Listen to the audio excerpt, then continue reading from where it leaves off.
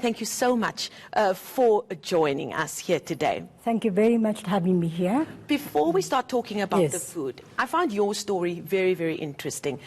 Your family moved here over 20 years ago, yes. I believe so. Yes. And your parents brought you here. You would have been my mom and my brother. Yes, okay, yes. And they started this restaurant. Yes, that's correct. How difficult was that to introduce a cuisine like Japanese food to people living in Johannesburg?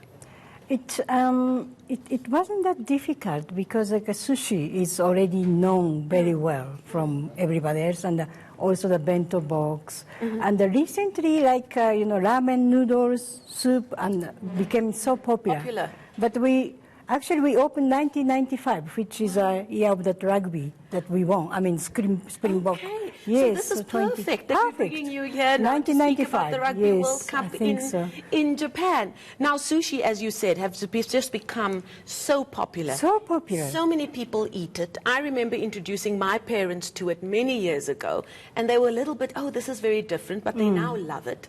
But sometimes you see some restaurants have sushi, and they've got things like cream cheese and strawberries inside this. That's like a new style of sushi. Like food, like fusion, I suppose. So, do you have a problem with that? Do you like to stick to the more traditional form of Japanese food and sushi? We actually have two different types of sushi here: the authentic one and the very modern one. Okay, so why don't we get stuck into you talking to us about what you've brought here for us today? Sure. Let's start on your left there. Explain to us what that is. All right. Well, let's start with the sushi. The sushi. All right. This is like authentic style of nigiri sushi. Then we're using like a tuna, salmon. That's everybody's favorite in South Africa. But we also have calamari. We also have mackerels and octopus. Oh, that's wow. A little bit unusual or a little bit different with others. Yes. But this is like authentic style.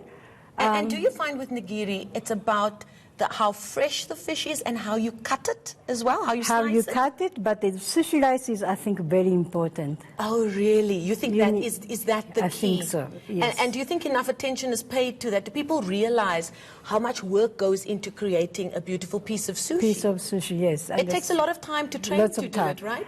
It is say so, and it is actually. But these days in Japan, there is a sushi academy or something, a sushi school. If you go into the normal shop to learn, it's going to take a while, maybe 10 years to go. So just washing and cleaning a rice is going to 3 years or something, it used to be. But now, little bit shortcut, but it's like essence, then they can learn. Quick, yes. And did your mother teach you to make sushi? No, actually, I don't make so nice sushi. Okay. But she used to make one in the house, like a maki. Yes. And like we call inari sushi, which is, deep fried bean curd, and you put the sushi rice in it. And would sushi be something that you eat as a normal, let's say, Tuesday supper time, or when would you eat sushi? Looks like it became so popular. Used to be when I was a kid.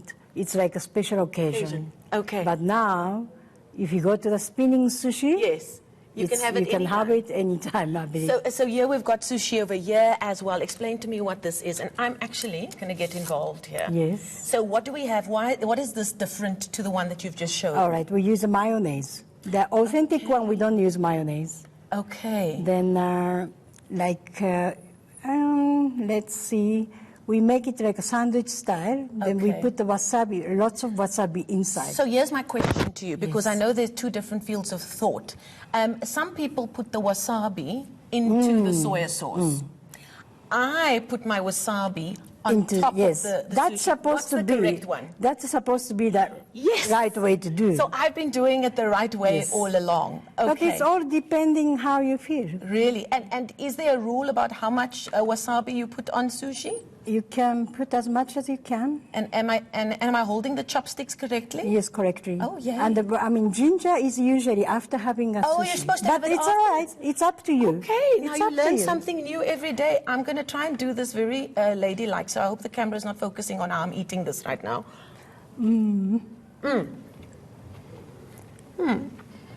That's very tasty. Thank you. I forgot about how much time it will take to eat that. Yeah. If you can then tell us what this is. Okay, this is actually, I wanted to tell the story.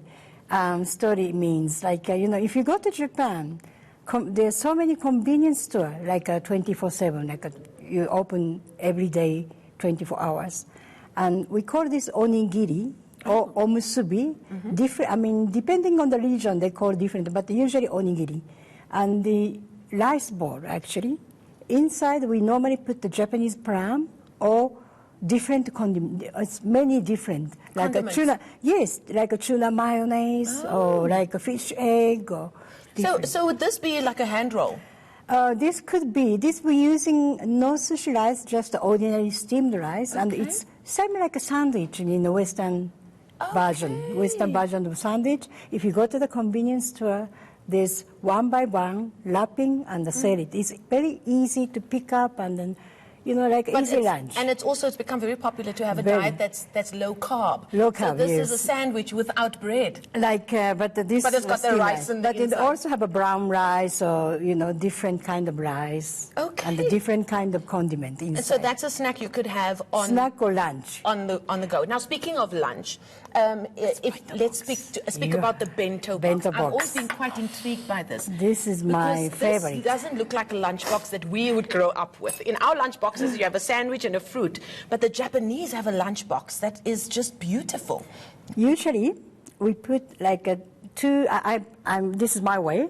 Two different protein: fish and meat. Okay. Either deep fry or grill, like a pan fried. Then vegetable, then steamed rice. Okay. And it's, sometimes I put everything together. If you maybe going to watch the rugby, you can put everything in one box and then. And it's just neat and simple, and you get the best of both worlds. And that's a big part of Japanese cuisine. The cooking is the one thing and the preparation, but the presentation is important, isn't it? Yes, I think so. Then we can also swap this steamed rice to the 2 pieces of onigiri or one. All right. So that is a lunchbox, and in Japan, would this be prepared for anybody's lunch before they go to work? Is that how it works? Or they go and purchase it? This can be like a more eating at the restaurant style because of this box. Right. But usually in one box, no partition, you just put maybe rice, some proteins and some vegetables. All right. And then just before we wrap up, the ramen, of course, is very important. Yeah. Is this the ramen over here? Yes. Now, I read somewhere that when you were growing up, that ramen is the first food memory that you have. Because my mom used to cook in a big pot of ramen soup. Okay, so what is this? This is, we call miso chashu ramen. Miso is a miso paste we're using as a base. Yes. And the chashu, you can see this pork belly and the pork neck we cook in the soya sauce and slice them. This is my star dish. Your together. Star dish. And those are pot stickers? Yes, that's pot sticker, like what gyoza. Is Japanese way of saying it? Gyoza. Gyoza. Okay, and what's in this pot sticker? This is also homemade dumpling. Inside, like a pork mince, and the cabbage, spring onion. Delicious. Yes. And just before we finish up, the broth for ramen. I don't think people realize how important making the broth is. You can't just take a stock and then put meat in it. In my restaurant, we take in 2 days to make fish. Sorry, we don't use fish. The chicken bone, pork bone, and then the garlic and some onion to cook for two nights. And is it true that most families have their own recipes, depending on where they come from? But I don't think any family, not every family making this style because time consuming. Of course. Time-consuming. But you take the time because it's a big part of your family identity, isn't it? Exactly. So this is my favorite as well, and this is very popular dish now. Christina, we have to go. Have you brought some sake with you? Yes. Pour that for us as we finish up, because sake is the other very important part of how the Japanese consume their food. Tell people very quickly what is in sake. Sake is rice wine. Rice wine, according to, All right. And how do you want to pour that for me just very quickly as we finish up here? And you've supported like that. That's important. And can you have it cold or hot? Cold or hot. Okay, it doesn't matter. Yes. Like this way, we usually keep it in the hot water and the boiling. Okay. They make it hot and serve.